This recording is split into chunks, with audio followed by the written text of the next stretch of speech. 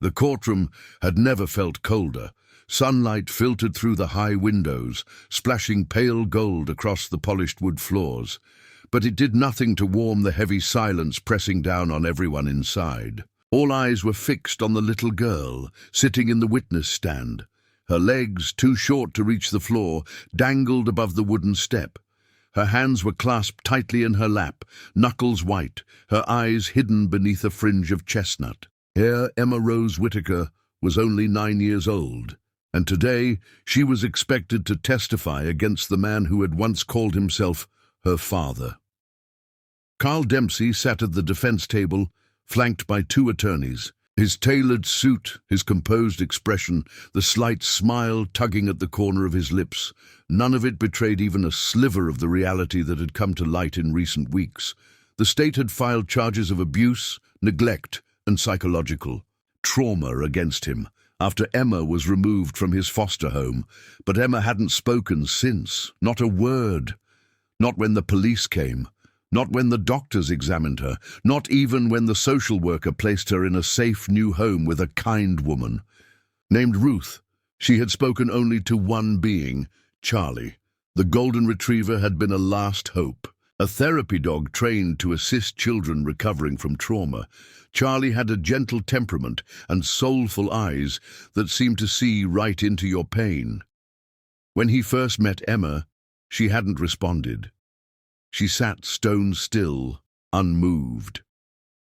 But Charlie had simply laid beside her, resting his head on her knee. She cried for the first time that day. Now, as the judge adjusted his glasses and called the courtroom to order, Charlie sat beside the witness stand, his fur groomed and shiny, a red therapy vest strapped across his back. His eyes never left Emma. The prosecutor, a woman named Elaine Bristow, stood and approached slowly. She had the look of someone trying not to scare away a bird. "Emma," she said softly, kneeling so her eyes were level with the child's. "Do you remember me? I came to visit you with Miss Teresa." Emma didn't move. The judge leaned forward. "Miss Bristow, you may proceed, but gently." Elaine nodded. "Emma, I know you've been very brave, and I know it's hard to talk about bad things, but you're safe now. Charlie is here. Miss Ruth is here. No one will hurt you again." Emma's eyes flicked up just for a moment, then down again. Elaine took a breath. "Do you remember the signal you use with Charlie? The special one, the one only he knows?" Silence. Then a twitch of Emma's fingers, barely noticeable. A movement so slight it could have been a tremble. But Charlie saw it. He stood. The courtroom shifted. Charlie didn't bark, didn't growl. He simply walked away from Emma, crossed the floor with slow, deliberate steps, and sat directly in front of Carl Dempsey. A gasp rippled through the room. The judge banged his gavel. "Order!" Elaine's voice was steady now. "Your Honor, with your permission, I'd like to explain what just happened." The judge nodded, his voice quieter now. "Go on." "Emma and Charlie have developed a set of silent signals. When she's scared, when she remembers something, when someone makes her feel unsafe, she gives Charlie a cue. He responds accordingly. We trained them together, and just now Emma gave that cue." Carl Dempsey's face was pale. Emma's voice broke through the silence. "He used to put me in the dark room." Everyone turned. She was still looking down, her voice no louder than a whisper, but the words were clear. "He said if I screamed, no one would hear me." Charlie returned to her side and sat down, pressing his head into her lap, and the courtroom broke open. What followed over the next hour was the most remarkable testimony the judge had seen in 30 years on the bench. Emma, coaxed gently by Elaine and reassured by Charlie's constant presence, began to speak, slowly at first, haltingly, describing the way Carl locked her in the laundry room without food, how he made her stand in cold showers, how he'd whisper awful things in her ear to keep her silent. The defense tried to object, to rattle her, but every time Emma grew afraid, Charlie nudged her hand, and she steadied. At one point, she looked directly at Carl and said, "I used to think monsters wore masks, but real ones smile." The courtroom went silent. The judge dismissed the session for the day, his hands shaking as he removed his glasses. Emma was escorted out, Charlie walking proudly beside her. That night, the story made national headlines, but the world didn't know half of it, because Emma's strength didn't come from being rescued, it came from saving others. In the months that followed, Emma's case became a catalyst for change.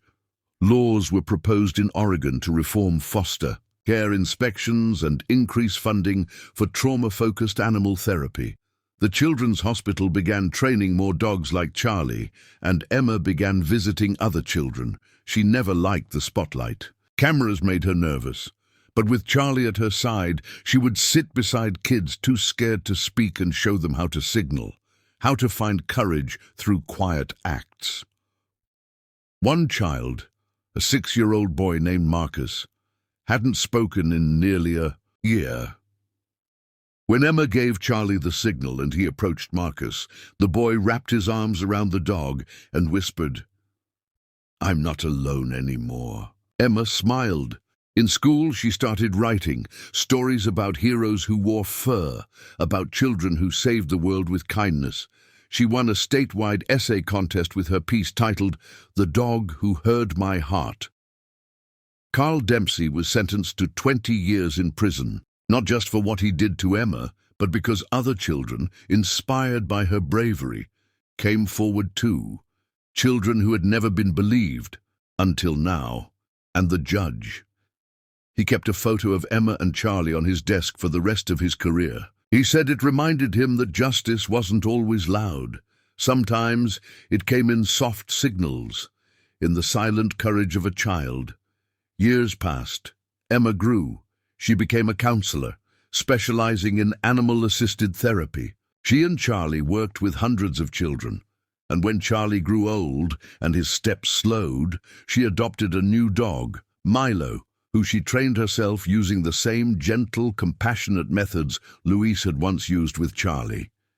Emma never forgot where she came from. She founded a non-profit called Heartspeak, offering therapy dogs to trauma survivors, and every year, on the anniversary of her testimony, she visited the same courtroom, just to sit quietly in the back row.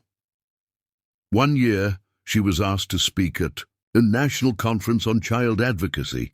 She stood before a packed auditorium, her voice steady now, her eyes bright. "I was once a little girl who thought silence was safety, but I learned something important. Monsters thrive in silence, but kindness echoes. Kindness reaches across rooms, across lives. It teaches dogs to speak for children and helps children speak for each other."